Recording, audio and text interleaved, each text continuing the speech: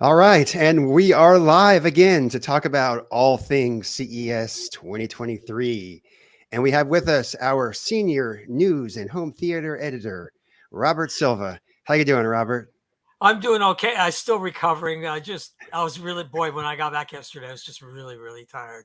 Right, I think you spent the most time at CES of all of us. How many days were you there? I was there the full 4 exhibit hall days. Yeah. Wow. And did you cover everything, or do you feel like there was still stuff that you missed?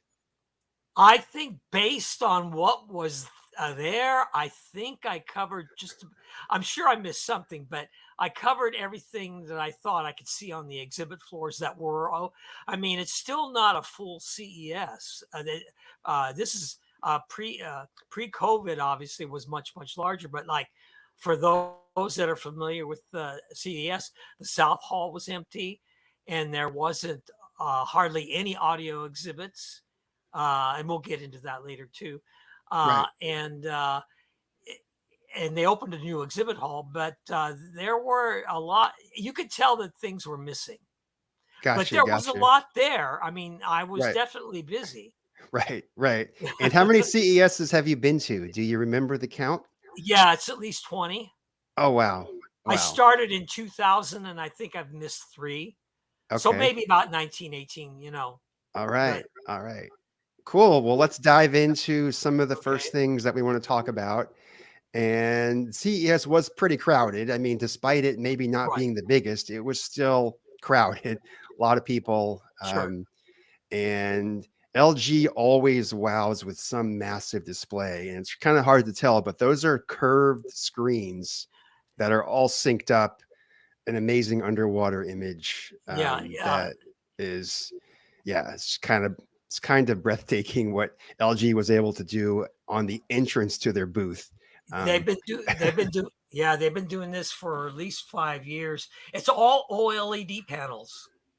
Amazing. They're all OLED screens. That's what they're using.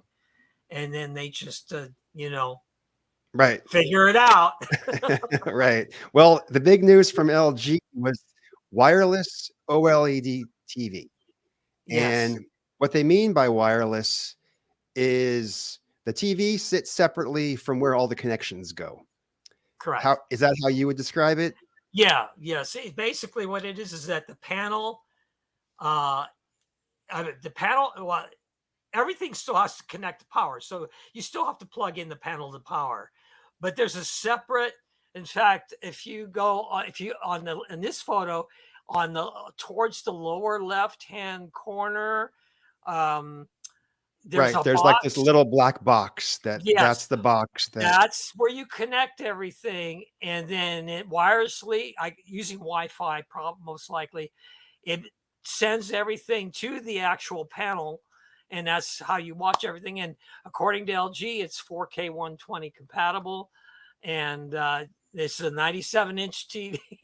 97 inches. It's the model M3.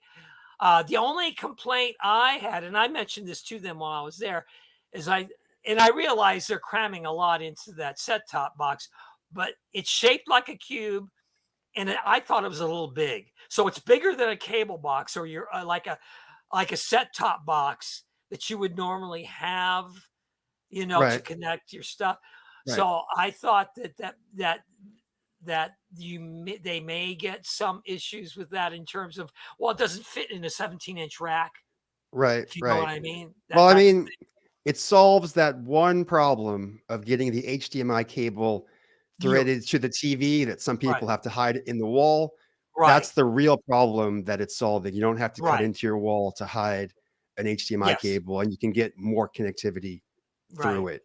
Right. But it's also 97 inches, going to be massively expensive to start. but hopefully we'll see this in lower price models as they.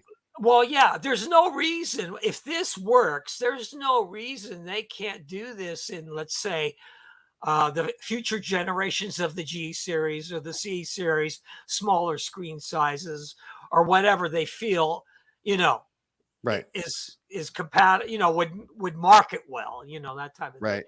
So that one has potential. And LG also had an OLED transparent TV. So when it's off, you can see through it. When it's Yes. on, it's an OLED TV. Yes. We think they were demoing it, but we're not sure if it's going to hit the consumer market or if it's going to stay like a business product. Yeah, we don't know. And there's, no timeline on when it would be available, what the price would be, what screen sizes they would Right. offer. Although this might give us an indication here. This, I don't know, this looks like maybe 43, 50 inch or something like that. That they're looking in the consumer screen sizes and everything, Right. but they already market this type of thing in the business end. Right. So And then micro LED is it's not a new technology, no, but they're bringing it hopefully to the consumer market this year, potentially. yeah, potentially. I'm surprised that they use the moniker micro LED because LG brands their micro LED TVs as magnet TV or Mm, DV LED, but the DV LED is really on the huge screen sizes on the business end. mm, But magnet is what they usually label there. But the generic, they probably are using the generic term micro LED here because right. people walking around the show are seeing other micro LEDs and it just kind of fits that generic.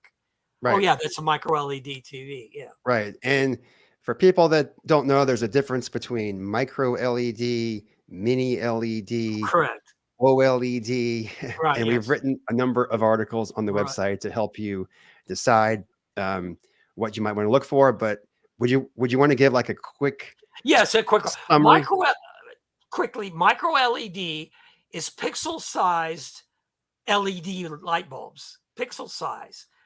And so they are self lighting as soon as they receive power, and they also generate their own color. There's when we there's some other things going on, but basically that the main thing is the problem though is that since each LED is a pixel, the manufacturing is so precise that the yield, what they call production yields, are very low because you actually have to get it. You have to Right. automate it so that there's no variance in laying. If one Right. pixel is not there in the right spot, they have to Right. throw out the screen. So that's what a micro LED is. Um, Mini LED is different. Mini LED is just a type. It's a LED backlight for an LCD based TV. The micro LED, the mini LEDs are very small, Right. not as small as micro LED, but they're all just white LED light bulbs. Right. So it's a different thing, and it's used with LCD TVs. It's not used by themselves to generate a Right. picture. Right. So now we're going to jump over to Samsung, but before we get to Samsung, we don't have pictures of any LG TV models like the G3 that's Right, supposed to be coming out, but you got some right, insight into that. This is LG's yeah, 2023 TV that was talked about, but wasn't on the show floor. right. Yes, the G3 is supposed to be the cat's meow in terms of LG. One of the problems with OLED is that they're not as bright as LCD based TVs or QD-OLED, which we can get into later. But the thing is that um, the to boost they're doing tricks to boost the brightness because the problem with OLED pixels is that they're organic and they're not stable at high temperatures. And to generate a lot of light, you have to have high temperature heat. Right. There's a lot of heat involved. So one solution that has been implemented across some manufacturers, and I believe LG has done it too with their Evo panels, is using like a heat sink to Mm, dissipate the heat. But okay. another thing that they're implementing in the G series, although they didn't say it specifically, but that's what they're doing. This is what they're doing. And it was a kind of surprise announcement because it wasn't anticipated until 2024, and maybe that's why they didn't have any on the floor because they're still finalizing the stuff. It's Right. called MLA technology, which Right. is a sheet of micro lenses that goes over the LED pixels and magnifies the light without generating more heat. Okay. Which is kind of odd because OLED touts that the reason that they're so great is they have less layers in the construction process Okay. than LCD does, Right. but they're starting to having to do some of the similar tricks in order to Right. boost that brightness. Gotcha. Got Yeah. you. So were you able to see it? Because I thought it was odd they didn't have it on the show No, floor. You no, couldn't see it, and you haven't seen it. I haven't seen it. They had a pre-press event like on Tuesday, which was before I got there, and I think they might have showed it there. I did see an LG C3, which doesn't have that technology, Right. on the show floor in the sound room demonstrating with their sound bars, but I Okay. did not. There was no G3 on the floor. All right. Well, let's jump over to Samsung, who Okay, also did not have a large booth of TVs like they typically do. They right, typically have a huge section of TVs, and these were kind of tucked away. You don't even know they're TVs. These are Samsung the Frame, which they right. hang on the wall like a picture frame, and they can turn into art when they're off. And that's what you're looking at there. I think the frame's been out for 4 or 5 years, and this Yeah, is maybe the 5th generation. I'm not right. 100% sure on that, but they keep getting better. And what's new for 2023 in the frame? Matte screen. So in other words, and what's important about that, it's non-reflective, so you don't get any room glare. But what's really great is if you're displaying art, the art actually looks like it's an actual texture of a painting. In other words, it's not a painting on a TV. In other words, Right. it's not It, like, well, it I'm doesn't. seeing a piece of art on my TV. It's like you're actually looking at the painting itself. So it You know, doesn't have because that reflective screen, right? right, right, Gotcha. yes. Yeah, it's almost like Interesting. you read out and it's almost like you could see the texture. And then they're also doing some fancy things with the frames. They're putting in more options, including some wood type of framing. So it actually looks aesthetically, I think that they look really, really good because I've never been a Right. big the frame Right. fan. Yeah. And they also and they're also providing a new art store an art Right. store interface that's only available on the frame. In other words, I go, Right. well, Samsung TVs have an art mode, and as you can buy any Samsung TV, and there's an art mode, Right. but in the frame TV, everything is totally integrated. Now you Right. can still watch it as a regular TV, Right. Right. but but the art, they're really emphasizing interior decoration and art with the frame Do TV. you know what TV technology they have? Oh no, it's QLED. In other words, QLED. it's an LCD based TV Okay. with quantum dots. And Okay. if you want a little thing on quantum dots, we can do Yeah. that. We'll Maybe save later. that for a little later. We'll Yeah, save that's that fine. for some But dots. there's a quantum dot layer between the LED lights and the Right. LCDs, and that's to basically boost color. All right. We're gonna jump over to Hisense, and we're gonna go into sound bars. Yeah. Because Samsung, I didn't see any sound bars. Did you see LG sound bars? Now I I know. saw they had the SC9. I'm trying to get the model numbers right. They had on the article I wrote about I had pictures of the normal size one. They had that, but they didn't have like the compact one. Mm, And okay. that's the one I was curious about. But they did, yeah, and it sounded because they're instituting like up firing center channel speaker, so it has Right. more. It's like the sound is coming from your TV screen rather than from the sound bar. Right. So I thought it sounded really good. All sounded right. good. Yeah. We didn't get to hear the Hisense sound bars, but they're probably going to be reasonably priced I coming did out. hear. Well, I Oh, you did did. hear one Hisense soundbar. Okay. It's not shown in this photo, but they had like a large 97-inch TV on this wall. Okay. Which maybe Okay. we'll get to later. Yeah. Yeah, and then Yeah. they had a long soundbar, and it sounded really. It sounded pretty good. All right, but this is Oh, a little sound bar. It's hard to tell how small this is from the picture, but it's small. It's maybe pretty 24 small. inches, maybe. And this is by Yeah, Razer, yeah. right? So what can you tell us about this sound bar? Okay, this is a very unusual sound bar. This might take a few minutes to explain. It's made for the gaming and PC user, and it only has a USB-C connection Mm. for audio. In other words, you can't connect it to a regular TV. There's no HDMI, no digital optical, no analog, So or only a anything. computer. It's got to go into a Only your computer.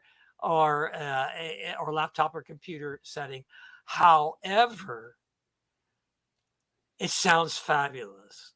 Mm, I was really impressed. They have like 3 different it does THX spatial audio, and it does stereo, but it has a virtual I I probably got the terminology a little wrong, but the concept is a virtual headphone sound field. So for instance, since computer users and um, and gamers are usually sitting by themselves, you know, right. the stereo and the spatial audio give you a nice, for music, the stereo is good, and then you get the wide.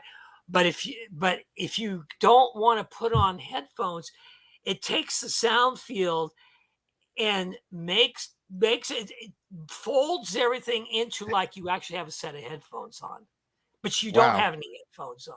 Interesting. And And what you, I'm and what and when I listened to that, what I am after the demo was done, I went to the main rep that was there, and I said, "Okay, here's what you need to do.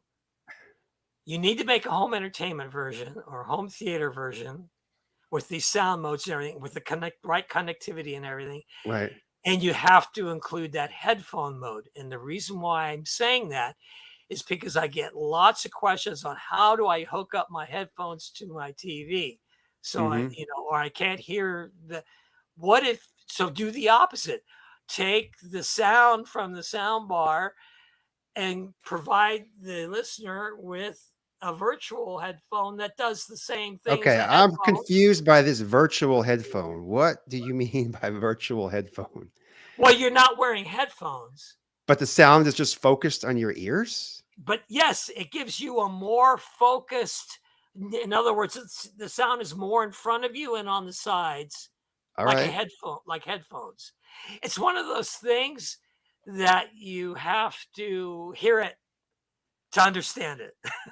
All right. Because I thought it was weird I thought it was weird All when right. I heard it. Um, Chris Boylan Re- has just joined us, and he says sound Yes, bars that sound like headphones seems backwards. yes, it does. But if you are a single viewer, Right. in other words, I'm not talking about the family. I'm talking Yeah. about it like in a like you know let's say you're you're gaming on Yeah. your TV instead of on a Right. computer.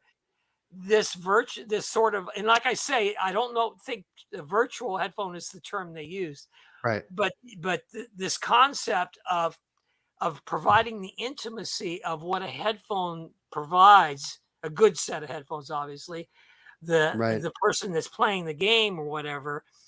um, I think that's what I, Okay. I just think it would be a desirable thing to explore for them to see Right. if develop it, maybe do some marketing tests, some test audiences, Right. see what they think. Because I was impressed.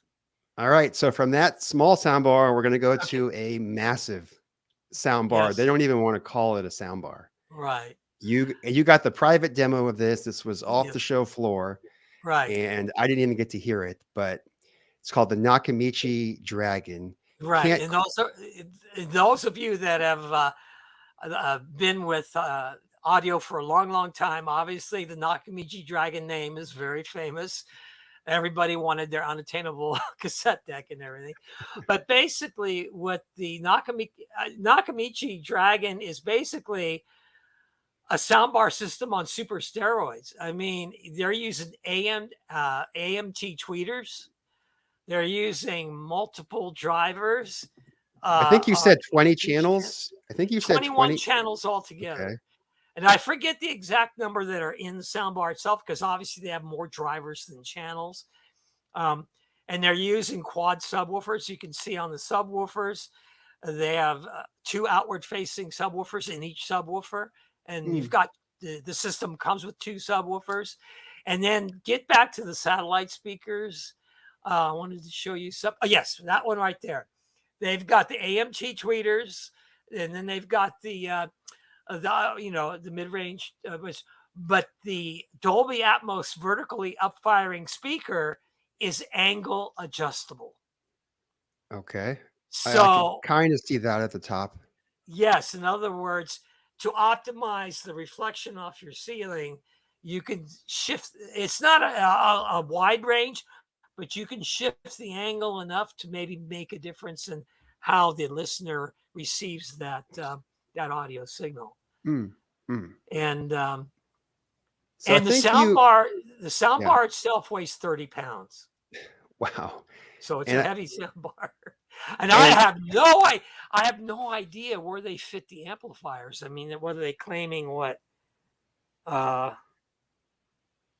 Couple thousand watts peak. Of course, that's peak, so we're maybe talking 1,500 watts total. And I thought you said it was $3,500 for the system. Yes, it's $3,500 for the system. So definitely on the expensive end of the sound bars, but we haven't quite seen anything like that. Well, let's put it this way. Okay. And they played both music and movies in a very large room. I would say the room was as large as the room that we were in for Dirac. Okay. So it's a very large room. Filled the entire room.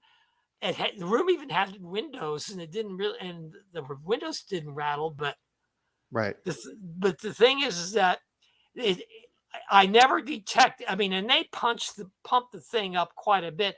I never detected any distortion, any strain, any like clipping or anything like that. I mean, the system looks like it can perform. It has the power of some AVR systems and everything. Whether or not how it's going to be received by the public, I just don't know. So real quickly, how many speakers total? There's the long sound bar. How many rear? How many front? I know there's 2 subwoofers. Hold on a second. 15 amplifiers. Oh man. Yeah. And it supports Dolby, Dolby Atmos, DTSX and all that. 21. What they're claiming is 7. They're claiming a 15-minute setup. 15 minutes. Are they all wireless connected somehow, or are they wired? Yeah, everything is wireless. Okay, here's what we got. Okay. You've got 10 3-inch drivers. I mean like how many boxes do you have to plug in? The sound bar. 2 satellites and 2 subwoofers. Okay, so 1 speaker in the front, probably 2 subs either in the front of the room, back of the room, or 2 in the front, and then 2 in the rear that are wireless that you plug in. Okay. Right. And the subs are wireless too. So kind of like a 3.2 in terms of actual boxes. Yeah, well, in terms of boxes, but, But like 20.2 if you add up all the drivers and channels. Gotcha. All right. Well, we definitely want to review this one this year. It could be one of the best ones. I'll try to get an article together in the next couple of days here to kind of maybe fill out some information on it. This was a quick one to kind of show some capabilities of HDMI 2.1a. Yeah. Basically, it's just there's more gaming features, variable refresh rate, quick mode transfer, stuff like that. Yeah. And Robert got to see himself in 8K. Yes, this is just a demonstration on HDMI's 8K capability, and they were just doing a live feed on the floor, and it's one of those things you sit down and you can see yourself. Right. So from 8K, we go to NextGenTV. Yes. What's NextGenTV? Okay, this will just take a couple minutes, but I'll try to be brief. Everybody remembers the analog to digital TV transition in 2009 that gave everybody headaches. So now we're on digital HD TV. We can do 1080i 720p over broadcast, but then we're in the process of going through another transition. It's going to take longer because they want it's voluntary right now, but there will be a hard cutoff date set at some future point. Right. But what it is that it's basically the current system is ATSC 3.1. This system is called ATSC 3.0, or for the consumer, NextGenTV. And what it does is that it enables lots of different things, including internet, both broadband and broadcast simultaneous interactivity, more things for things like natural disaster alerts and things like that, which could come in handy these days. Right. Also, it does provide the ability to do multi-channel audio, Dolby Atmos, over broadcast, but also it has the capability of doing 4K broadcasting, or you can you could do it in combination. 1080p with HDR, 4K with HDR. Because up to that, we don't even have 1080p HDR on current. Right. And also more multicasting capabilities. In other words, like you probably noticed that when you watch TV now, you have your choice of the main channel or several sub channels. Right. Oh, real quickly, Chris Boylan says free 4K TV. That's really the main selling point. You get over the air. But here's the problem. Uh-oh. It's already like in 60 markets. Okay. But no one is really broadcast. They have it's all, like I say, it's one of those things like HDMI. You have all these features available, but what is the station actually going to use? I got so you. far, no one of any consequence is doing, except for testing, no one's doing regular 4K TV broadcasting. And some stations are probably just going to opt for the ability to squeeze in more 1080p channels. More channels instead of right. So we'll have to see how that plays out. But there are stations that are coming together, and they are going to, some of the I think one of the networks is going to start, once they get enough market penetration, you will start to see some 4K TV broadcasting. So basically get your antennas out, because this is what will give you free TV, lots of channels of TV, and that's NextGenTV. It's coming, not quite here yet. Well, and now we're going to, where you live. Right. Depends where you live. Depends where you live. And now we're going to jump to ultra short throw projectors, UST, as we might say. And this is one that we caught up with from Formovie. They have a very popular one. And we have a few more that are, I don't think the Formovie is quite new, but we have some new ones coming. Hisense has 3 new models coming. They're actually showing this one on a white wall, which we don't really recommend, but they showed you that it's possible. You can just shine these little boxes at a white wall, get a pretty decent picture out of it. This is their PL1H, their most budget price model. It'll do, it looks like 80 to 120 inches. As you step up the line, the L5H gets you brighter pictures, also 100-inch screen. I think it'll also do 100 or 120. And Hisense calls these laser TVs. So you might hear that term. Laser TV, ultra short throw TV, all the same thing. And as you step up the Hisense line, the L9H is their top of the line model for 2023. It's going to be super bright, very, very good UST that we're looking forward to trying out in 2023.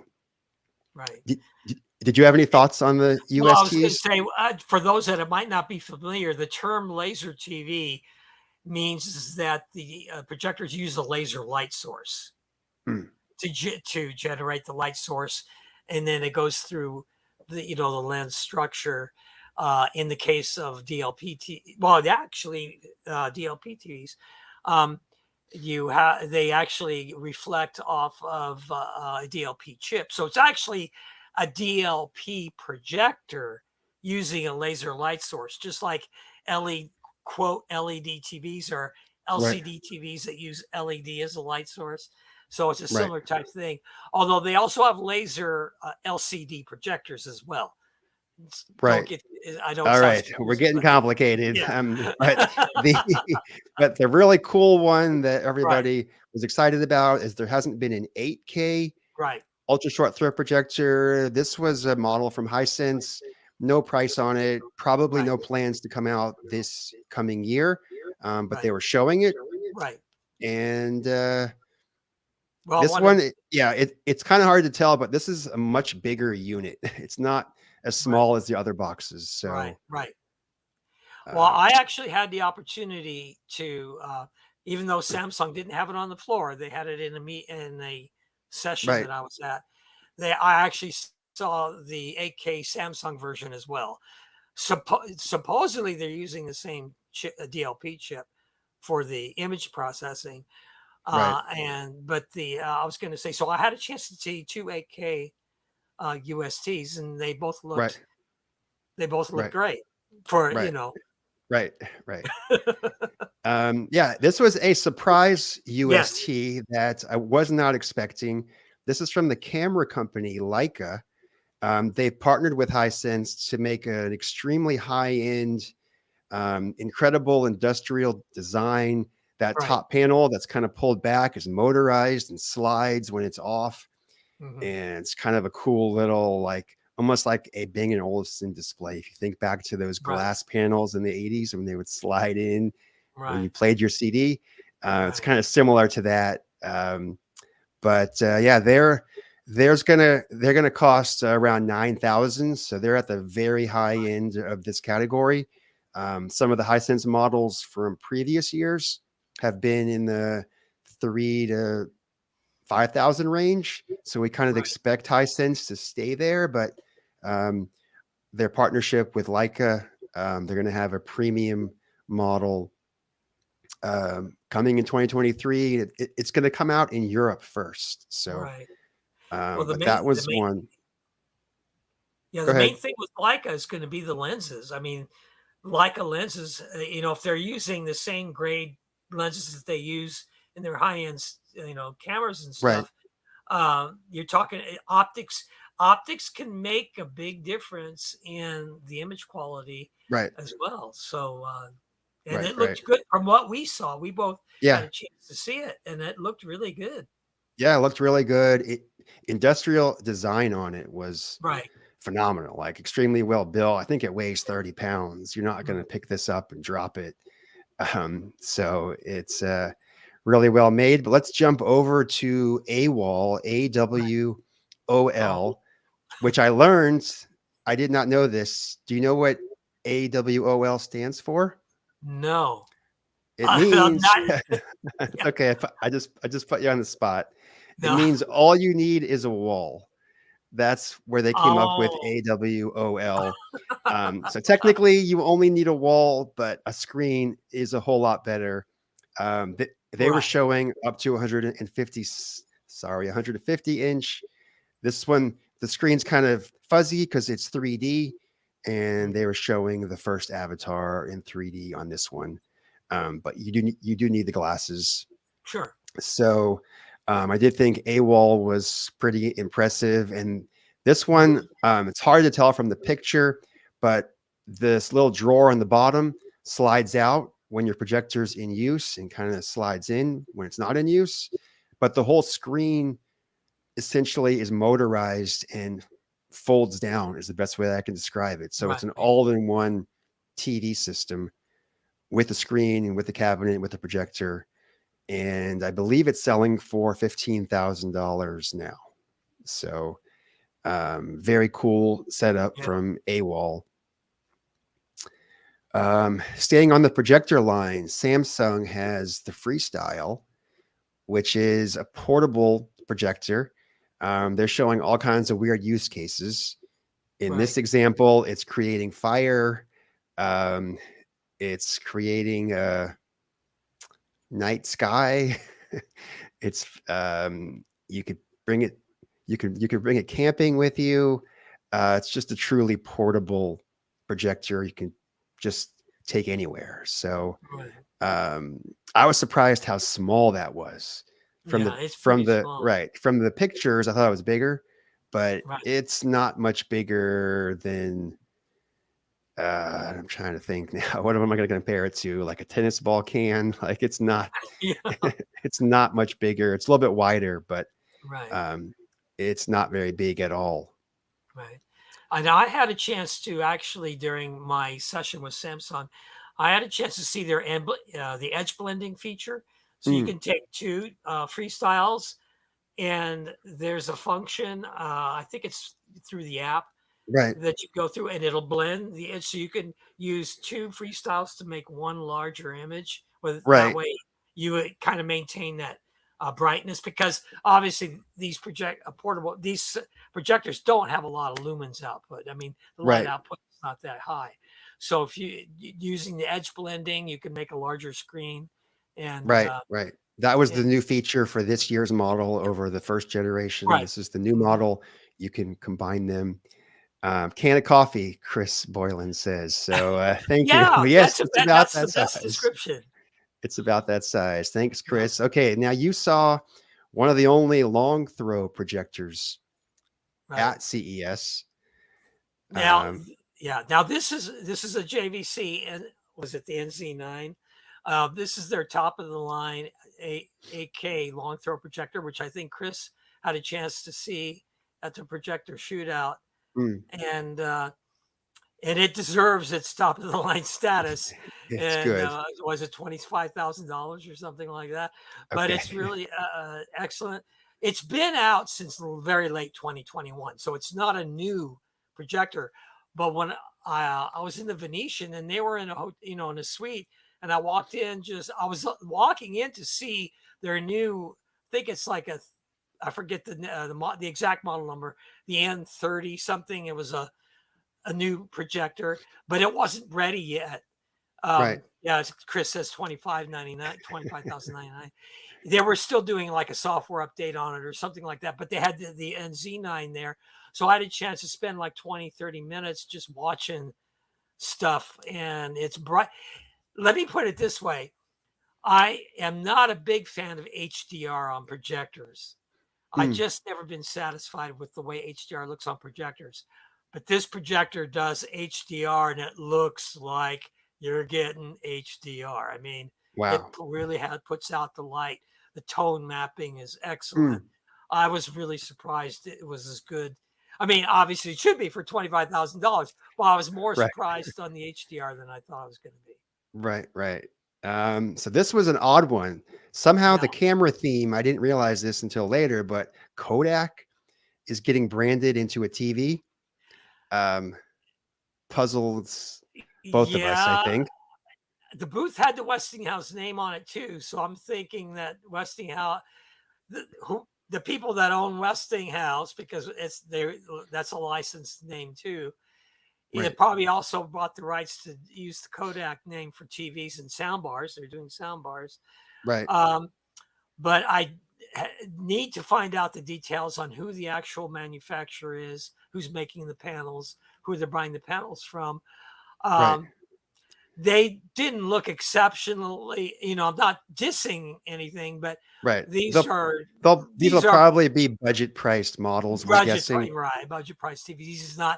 These are not competing, with the Hisense and the TCLs and the Sonys Right. and But all there's that. even going to be a Kodak soundbar. So Right. And I interesting to know. see if these products come out this year Yeah. Yeah. under the Kodak branding. But let's Right. jump back into some of the high end premium TVs. And Right. TCL had a micro LED, which we talked about earlier Right. from the LG. Is Right. there anything different about TCL's version or anything catch Now, your attention? micro LED, there might be some little manufacturing or tweaks or something of that nature. But as far as I can tell of what I've written about micro LED, it's Right. basically the technology is the technology. It's just a matter that, like I said before, the main problem with micro LED is just the manufacturing process. Right. It has to be so precise that it's very, very, very expensive.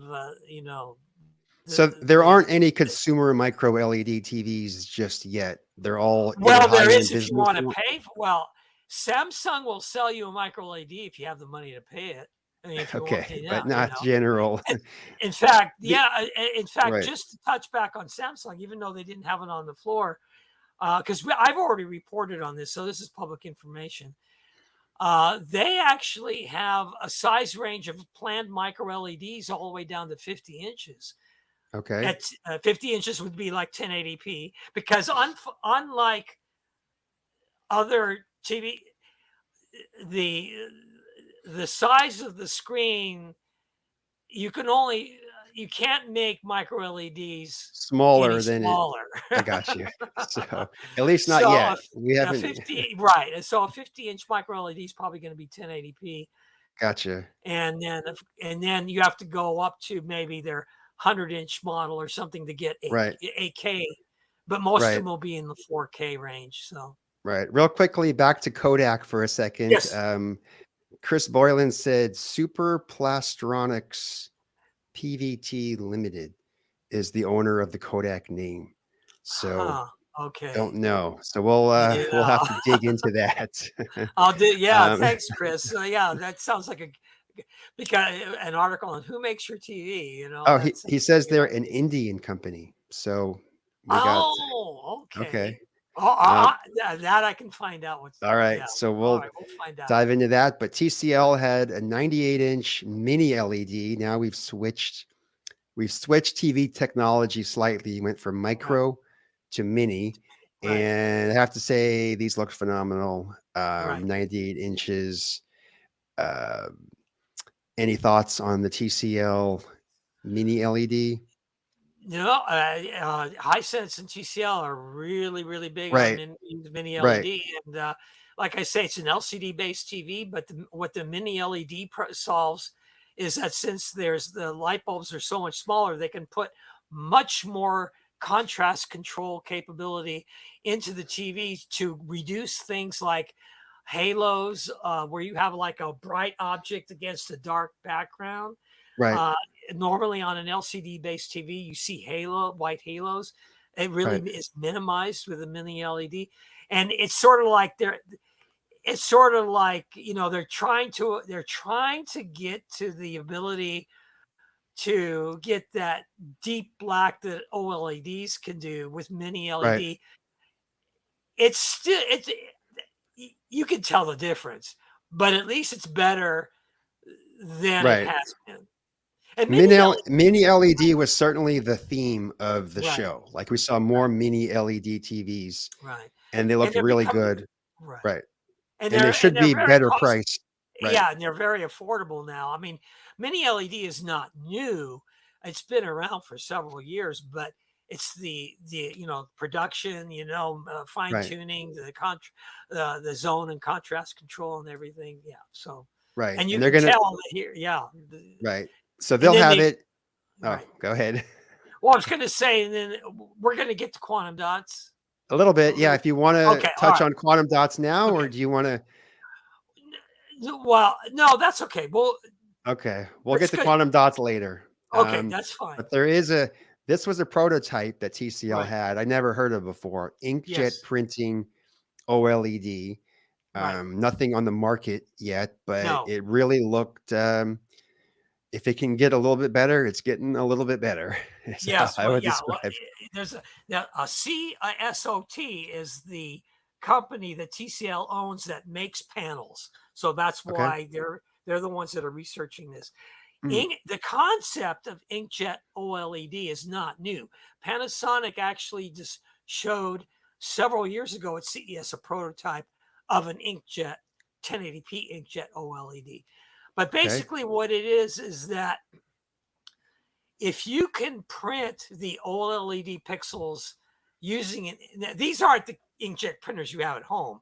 These are super massive inkjet printers, and the technology is very, very precise and everything like that. Is it like inkjet printing the panel something? Is that what Yes, it's you're doing? basically inkjet printing the OLED panel.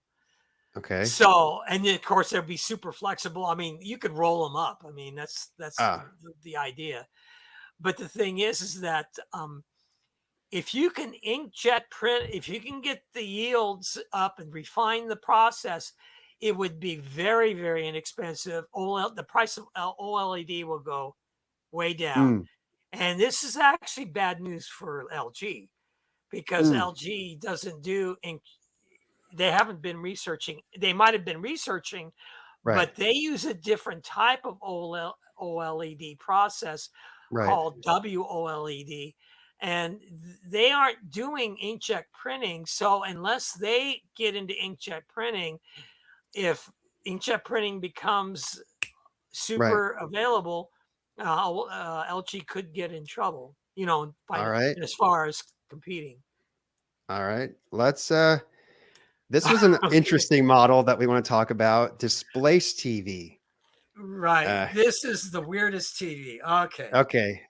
This is all right. Go ahead. I'll try to start us off on this one, but this one is the most truly wireless TV. There are no plugs. There are batteries, and there is a suction cup on the back that makes it stick to the wall. So there's no mounting or hanging. You just kind of hold it up to the wall and it suctions itself to the wall. You do have to recharge the batteries and like take them out and put them in. There's like little slots. There's a camera that pops out. You could see a little black lines on the side and the top. That's kind of where the battery goes. And they stick to the wall. You can mount more than one together.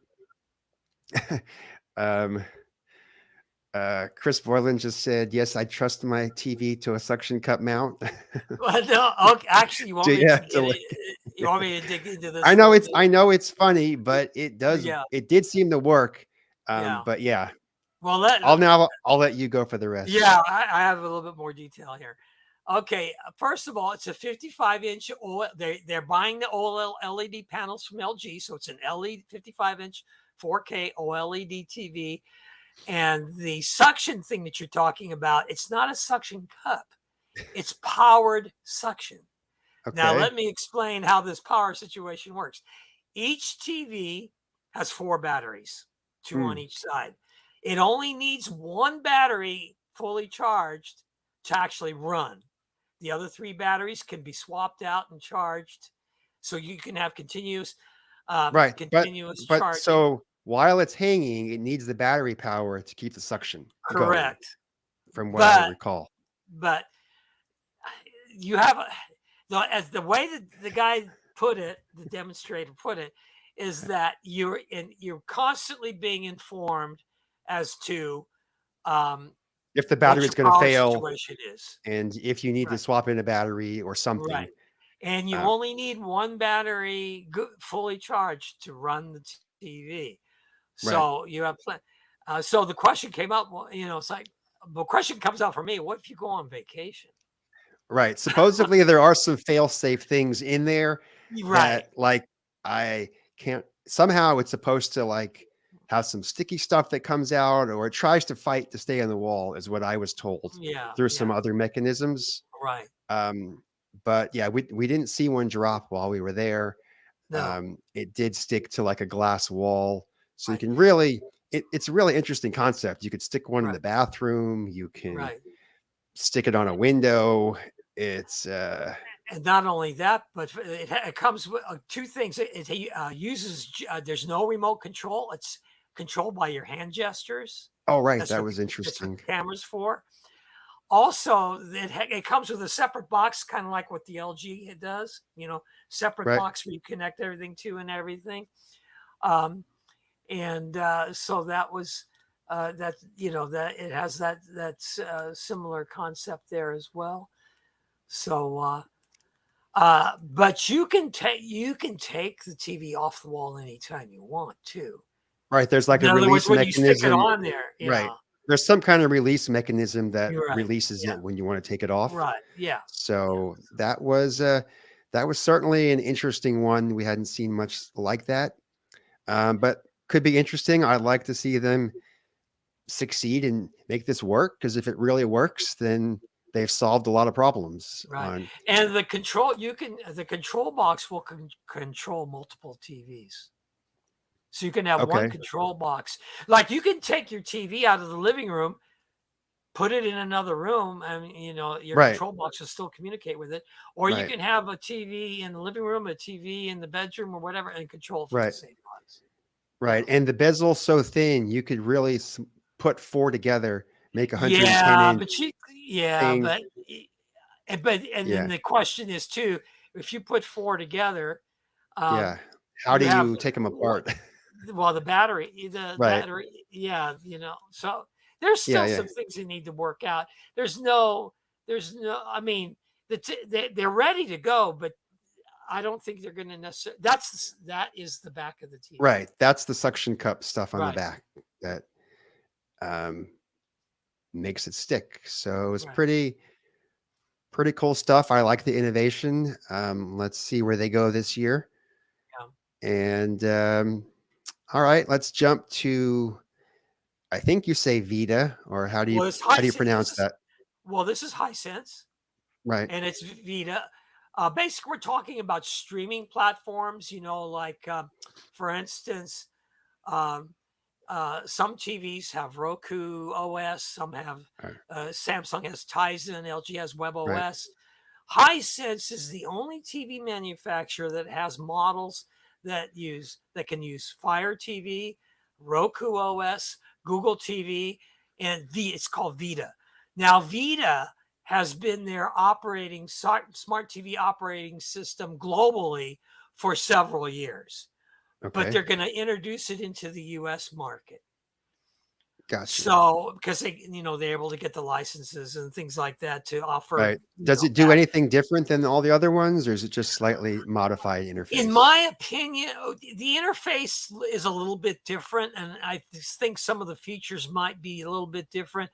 But I didn't. I'll have to read the article that you guys posted on VIDAA. I supplied the photo, but I didn't write the article. So there's probably a few things that are different. So I'll have to check that out. But it looks very easy to operate, just like, in other words, I felt that it was easily translatable if you're used to Roku OS or Fire TV or whatever. Pretty easy to use and all that stuff. Yeah. That was their remote. Now, one thing about VIDAA, the remote, is that there's a lot more preset buttons on a VIDAA remote than there is on the other. Strangely, I like those preset buttons. Yeah. It kind of looks ugly, maybe that there's so many of them, but half the time, if your remote doesn't have those buttons, you can't find where the app is that you want and all that stuff. So, and you're scrolling through 9 menus to get there. So it's kind of cool to have those buttons. Yeah. Now we're going to jump further into Hisense. They had the biggest TV line launch that I saw at CES. Mm-hmm. They had all mini LED models. We don't know pricing. We know their least expensive line is the U6, which will start at $500, which I believe is a 50-inch model. It's going to be reasonably priced. Mini LED. All of their TVs were mini LED, even on the lowest line. Mm-hmm. And they all go up to 85 inches. Right. So almost 85 inches is becoming the new 65 or the new 75, because they'll have 85 for what should be a budget price. Whereas previously 85 was costing you, close to 7,000-8,000. Yeah. I think they're going to bring that price down.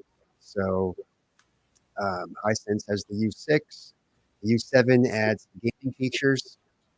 And also goes up to 85 inches again. And this is their U8, kind of their real top of the line on the ULED. And they call it ULED, which is another term that's going to confuse everybody. But yeah, it's not a different type of technology or anything. What it represents is that Hisense uses, every other TV manufacturer does a combination, but basically it identifies, in other words, for instance, they have quantum dots, have mini LED, they do, so, they have like a certain level of processing, color contrast. so they do something different than the other manufacturers and call it ULED. That's what I was told. I was told they have their own chips. They have their, well, every manufacturer has their tweaks. In other words, LG's got their A9 processor, for instance, that type of thing.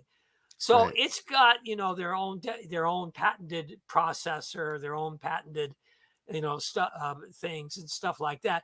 And they just sort of lump them all together and just call it ULED. So it doesn't mean, it's not like a special, it's not a, let's put it this, it's not a different type of TV. It's just their way of identifying their TVs as being special with their technologies. Right. And this is their top of the line ULED X. And it's hard to see, but that's a 110-inch 8K TV, the one on the right. And that was the biggest I saw on the show floor that will be for sale. I don't know if you saw anything bigger, but 110-inch. The one next to it is the 85-inch. It's kind of behind it, but it looks small compared to the 110. I mean, I can't fit an 85 in my house, let alone 110. But yeah, that's how large 110-inch. Unfortunately, we were told the 110-inch will only be an international model, and the US will get the 85 UX as Hisense top of the line for 2023. I wish we knew pricing because these were looking very good. I mean, I think they're really close to rivaling OLED.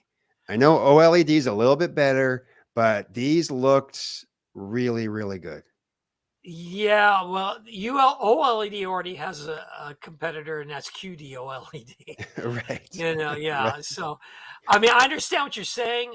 This is sort of my own bias, as I don't, mini LED, even with quantum dots, still can't get to that OLED level.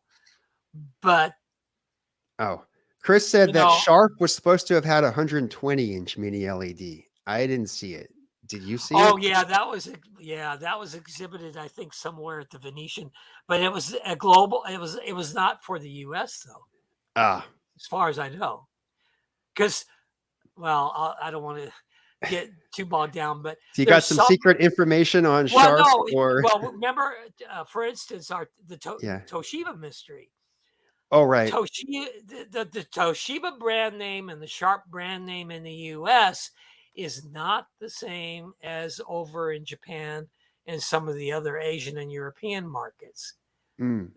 That's a whole other thing we won't get into here, but that's interesting. And that's also too, Hisense and TCL, they have a global line and a North American line. And so there's some, for instance, they actually have, like, the U8 is the highest in, other than the UX, on the U series, the U8 is the highest available in the US market, but they do have a U9 for the Asian market. Oh, interesting. And the U9 is different than the, well, I think that the X stands for 10.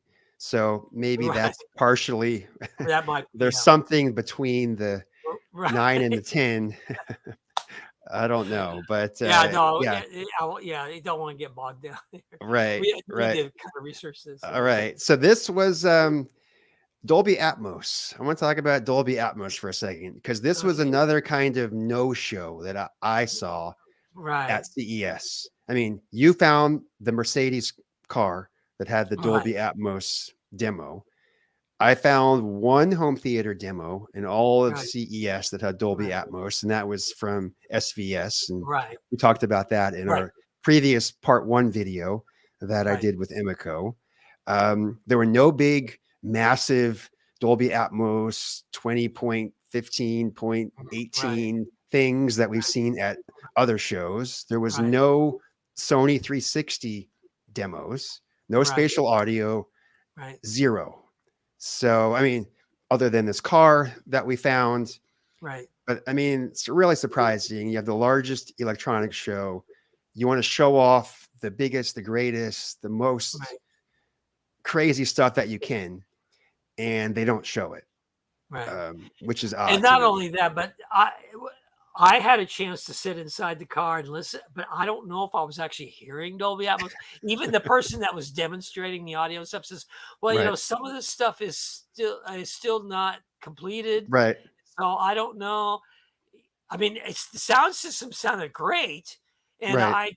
but inside of a car, you can, I mean, it's different sound environment. Right. So Dolby Atmos So, is coming to cars. right. Mercedes is the first one. We don't know of any others right now that's Yeah, I bringing know. Yeah, Dolby Atmos to the car. right. So you should be able to get your Apple Music spatial audio mix Right. at some point. Right. Listen to it in amazing spatial audio sound. The audio system as it was playing in when I was sitting in the car sounded really good, better than I expected. But whether or not, but I didn't see any like Dolby Atmos logo on the Right. dashboard that Dolby Atmos is now playing, you know, or something. Right. I didn't see any indicator like that. And so I go, well, unless I actually kind of know for Right. sure, I'm Do you not know going if to there were say any what I heard. speakers overhead? Yeah, Oh, they had, Chris yeah.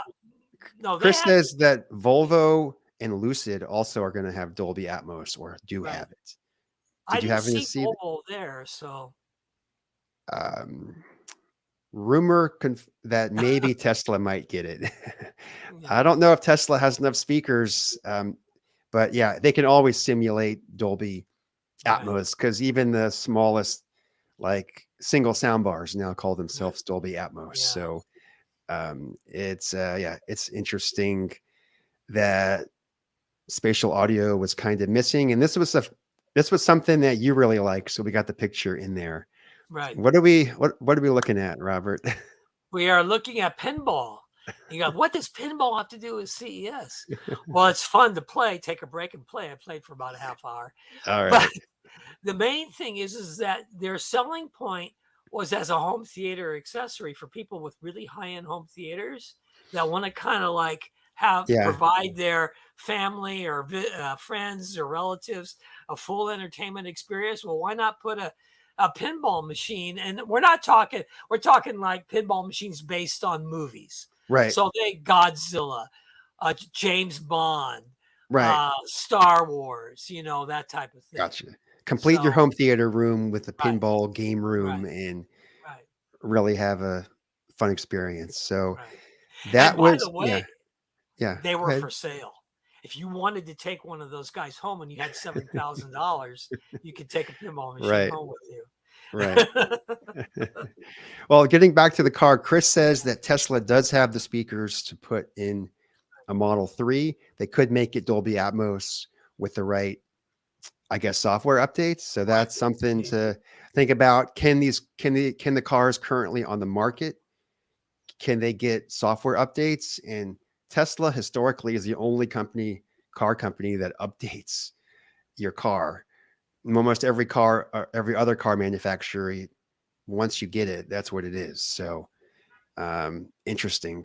So I'll be excited if they can do that, Chris. But yeah, Dolby Atmos, somewhat of a no-show at CES, although we did catch it in a car. And anyways, Robert, what about some general thoughts as we kind of wrap up this episode? Is kind of what are your biggest takeaways from CES 2023? Well, I didn't see anything that was particularly groundbreaking. Hmm. I mean, you know, like, oh my God, you know, this is revolutionary. I saw some interesting things, you know, like I say, some of the things did surprise me. Like for instance, the THX, the little sound bar, gaming sound bar. I thought that was really impressive. Right. Seeing the 8K, both the long throw and the short throw. Um, it was the first time I had a chance to see QD-OLED in Okay. person.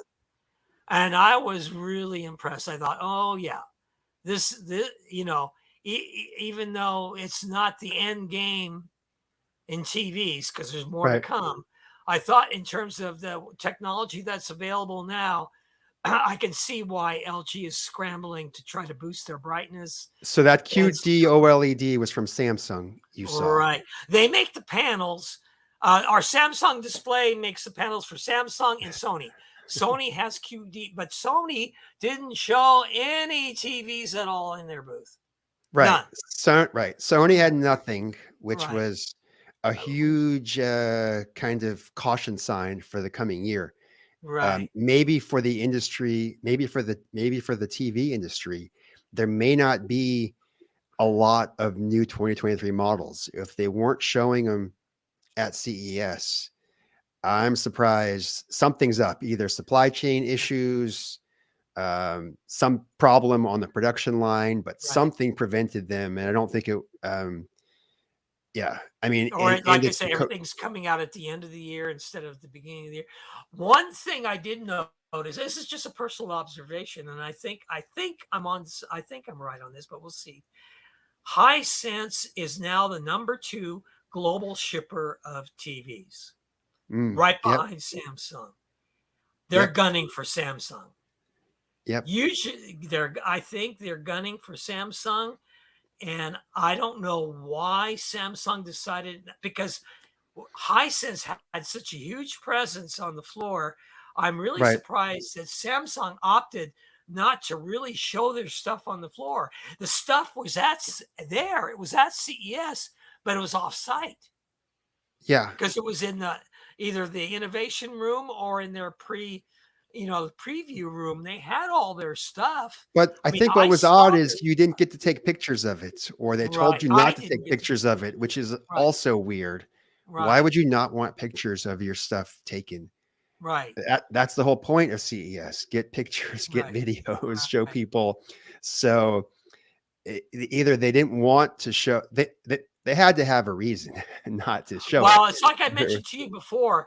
They did have that special preview night, and people were taking pictures.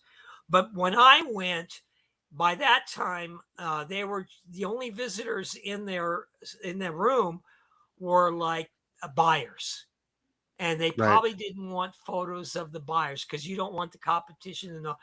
Oh yeah, well Best Buy Who's was in the buying? Yeah, Samsung booth. Yeah, so I I see. think that might have been what it was. I gotcha. Yeah, so usually CES is a huge time to see the new TVs. The other story is really 4K was really dominant. Samsung is kind of the only one pushing 8K right now, Right. is what I saw. Right, Um, so look for a lot of 4K TVs from Hisense and TCL right. this coming year. Making it Uh, more affordable. right. Oh, one other thing about Samsung, you had mentioned they're rebranding their QD-OLED Okay, TV. well, here's what. All right, here. This is what I was told, and I think it makes sense. Um, Last year's QD-OLED model was called the S95B. This year they have the S95C, but it's a higher end, higher brightness. They're going with a 77-inch screen size in addition to 55 and 65. But they're taking their S95B technology, rebranding it as S90C, so they can sell it at a lower. So they'll have a 2-tier price point and 2-tier performance level. So what they want to do is kind of broaden that QD-OLED product line, Okay. to give the consumers more variety. So you might actually see some price drops going in on QD-OLED to prevent so people don't buy LG's OLED. You know what I mean? Okay. So it's getting Right. there. And just a quick mention on quantum dots, because we didn't really get into that, but I'll Yeah. just mention very briefly for those that don't know. Quantum dot is an extra layer that they can put into a TV between an OLED backlight or an LED backlight, and the screen surface where it's nanoparticles that are color sensitive, and that improves the color saturation, color purity, color accuracy of the TV. And it's used in mini LED, OL. In other words, you can use it in a variety of ways. So you would have that quantum dot described as QLED or QD-OLED. OLED, but the application is different. Right. Another, I won't get into the tech, but yeah, the quantum dots used in a QLED TV are not the same type that are used in QD-OLED. But in general, when they are using quantum dots, the picture's getting better. Yes, it's in the color. They work in the color domain. They're color sensitive nanoparticles.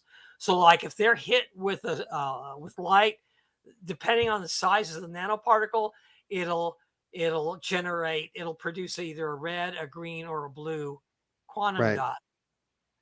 Right now, they're using mostly red and green, but it's called quantum dot color conversion.